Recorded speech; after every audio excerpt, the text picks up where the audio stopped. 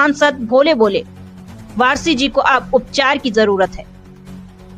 आप चुनाव फिर आ रहा है, आपको कहीं तलाश है, क्योंकि रोज जो अत्याचार करते हो, शासन के खिलाफ बोल रहे हो कि साहब हमारे पास फाइल नहीं आती है, और तो क्यों मंत्री बने बैठे हो नहीं अगर फाइल आती है?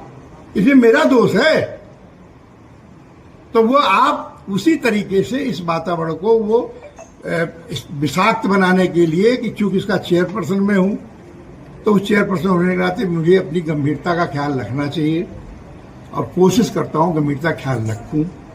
इसीलिए अनावश्यक विवाद न हो, मैंने मीटिंग को स्थगित कर दिया है और नई डेट डाली है। और नई डेट डालने के पहले जिस डेट में मैं यहां से शासन को लिखूंगा कि शासन का अधिकृत अधिकारी और भारत सरकार को लिखूंगा, भारत सरकार का अधिकारी वह भी उस बैठक में रहे और एक एक बिंदु पर चर्चा हो, चर्चा के बाद गुण और दोष के आधार पर कार्रवाई हो। लेकिन धमकी देना, मुझे गुंडा कहना, अपराधी कहना, तो मुझसे बड़ा कानपुर देहात में कोई बदमाश नहीं है। मैं हिस्ट्री सीटर हूं कानपुर देहात का।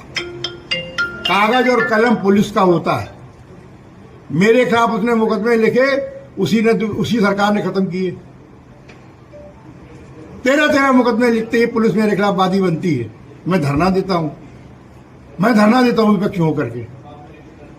समाजवादी पार्टी की सरकार होती है और मेरे खिलाफ मुकदमे लिखे जाते हैं, साथियों के साथ लिखे जाते हैं। आपने भी शायद अगर इसमें से कोई बच्चा हो उस समय का तो जानकारी होगी। मैं रात और दिन दिसंबर और जनवरी में बैठा था। सांसद जी आज मानते हैं कि मीटिंग आपको बीच में ही छोड़नी पड़ी, विकास मुद्दे पर चर्चा नहीं हो पाई, इसलिए छोड़नी नहीं पड़ी, स्थगित करनी पड़ी, इसलिए कि वो केवल और केवल उन बेईमान अपराधियों को बचाने के, अधिकारियों को बचाने के लिए आए थे जिनके संबंध में मैंने मीटिंग में कहा कि ये गलती स्वीकार कर रहे हैं तो एफआईआर होनी चाहिए।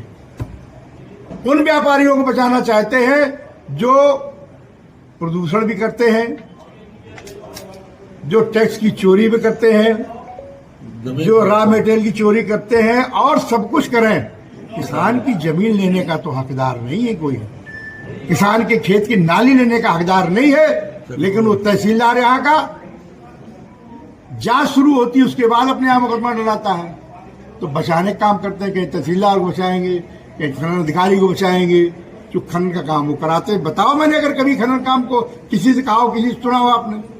माननीय मंत्री प्रदेश सरकार के राकेश शशांक जी, उनसे झगड़ा करने लेके उनका हुआ, मुझे पता नहीं, मैं तो बोला नहीं कुछ। उस स्वभाव बन गया उनको खनन कराना, उनको गंदे काम कराने। अब उसका जो विरोध करेगा तो उनके पास सबसे बड़ा यही है कि